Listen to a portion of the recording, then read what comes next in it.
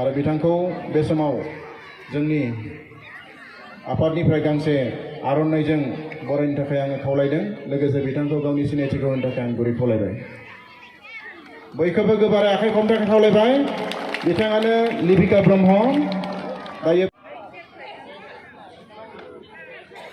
गिबियावनो गासैबो रायजो राजा नोंथांमोननिसिम आंनि गोसो गोरबोनिफ्राय बयखौबो खुलुमनाय आरो सिबिनायखौ जाहोसिहरबाय।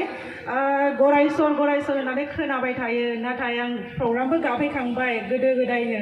ओमफ्राय नैबे देग्लाय बोसोरावबो आरोबाव फिन खनसे आंखौ लेंहरफिननानै आं नोंथांमोननि गेजेराव नुजाथिफैनो मोननानै जोबोद गोजोननाय मोन्दों। आरो बारदै सिख्ला बैसागु आफादनिसिम आं जोबोद साबायखर बावहरो जे नोंथांमोना आंखौ बे दिनैहाय जोबोद बेसेन गोसा बे बैसागु फोरबो फालिनायाव आंखौहाय दिनै बाहागो लाफैनो थाखाय आंखौ हांख्रायनानै लाबोनायनि थाखाय। आरो आं आसा खालामो गासैबो रायजो राजा गरायसर ओनसोलनि गासैबो बेफोरबायदिनो ज'यैहाय बोसोर देरांसिम जाहाथे जों रंजा बाजायै एखेलगे बैसागुखौ बेबायदिनो खुंलांबाय थानो हाथों। आरो आं आसा खालामो दिनैनि बे बादायलायनाय आयदानिफ्राय जोंनि फैगौ इयुननि जिथु इयुथ जोंनि फंबायमोन, बिदामोन बा आंनि आगैमोना माबा मोनसे सोलोंथाइ मोनगोनखौ आं आसा खालामबाय। आरो आं बारा गोबाव खालामला, जोंहा बोथोराबो खुनु गेरेन्थि गैया, दा बोथोरा गाज्रिबो जानो हागौ। आरो जोंहा जोबोद आलासिबो दंफैयो दा बिथांमोनाबो दा एसे स्पिच होगोन जोबोद बेसेन गोसा, नोंथांमोना मोजाङै गोसो होनानै खोनासं। आरो आं बेखिनियावनो आङो दिनैनि हाबाफारिखौ बे बैसागु थिलिनि बादायथिलिखौ आङो बेखेवनो होनानै आखायाव लाबाय। गोजोन्थों।